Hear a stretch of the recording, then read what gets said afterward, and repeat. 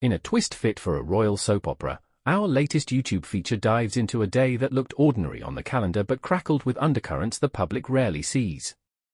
What began as a ceremonial presentation at St. James's Palace quickly spiraled into a moment of revelation, rumor, and quiet restraint, an event that would later be retold around drawing rooms and newsroom desks as a turning point in the current royal narrative.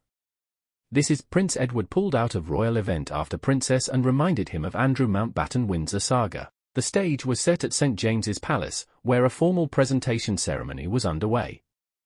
But before we continue this video, please kindly help us subscribe to our YouTube channel for news on your favorite celebrities.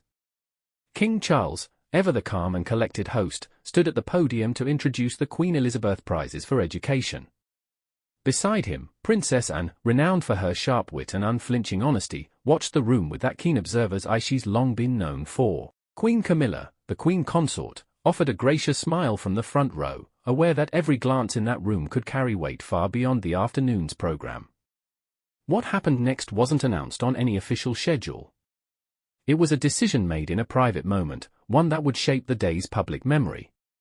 Prince Edward, always the more circumspect member of the royal trio, began to feel the first prickles of discomfort, the kind of unease that sneaks up when duty and personal strain collide in a crowded room. Sources close to the event would later describe a cascade of small signals, a flutter of a jacket sleeve, a momentary pause in the breath, a look exchanged with a staffer that told a story words could not. But here's where the scene twists into the unexpected. Princess Anne, with that unvarnished candor she's famous for among courtiers and viewers alike, reportedly reminded Edward of a recent, high-pressure chapter spiraling around the Mountbatten Windsor name, specifically, Andrew Mountbatten Windsor's troubling headlines and the ongoing investigations shaping public perception of the family. In that moment, Edward's sense of obligation clashed with a gnawing concern: would his presence at this event, even as a royal, feed a larger narrative the public was tiring of hearing about? The room's atmosphere shifted as the reminder landed. Edward, who had travelled far for the appearance, chose to step back. The decision wasn't about illness in the literal sense, though some whispered about a cold that never fully left him or fatigue from a schedule that had become a steady drumbeat. Rather, it was a moment of strategic retreat, an attempt to prevent the day from becoming a battleground where the Mountbatten Windsor saga could overshadow the purpose of the prize, the education of the young, and the reputational steadiness the monarchy has guarded for generations. Within minutes, aides and photographers captured a scene of composed composure, a royal party continuing the duty-bound procession, Edward's seat conspicuously vacant, and steady presence, and Charles's unwavering adherence to protocol. The spectacle wasn't a confrontation but a careful calibration of public narrative.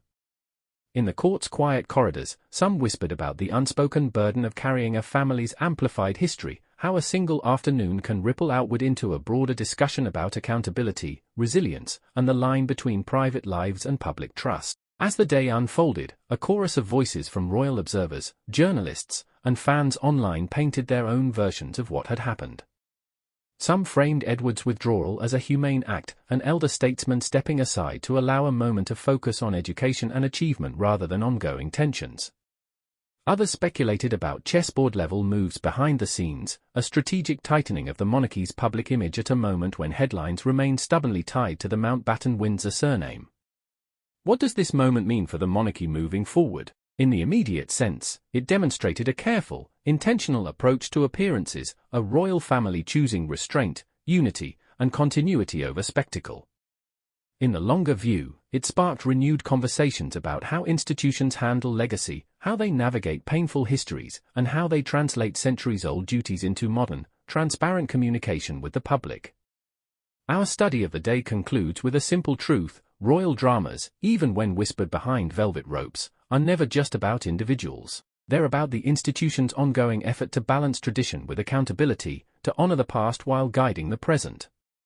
Edward's withdrawal, Anne's reminder, and Charles's measured response together offered a moment of humanity within a gilded frame, an episode that could become a quiet, enduring lesson on leadership, discretion, and the art of staying the course when the headlines demand change. If you enjoyed this retelling, hit like, subscribe for more royal sphere storytelling, and drop a comment with your theories about what might come next for the Mountbatten Windsor tale. Stay tuned for more exclusive, dramatized behind-the-scenes looks at the lives that captivate us all.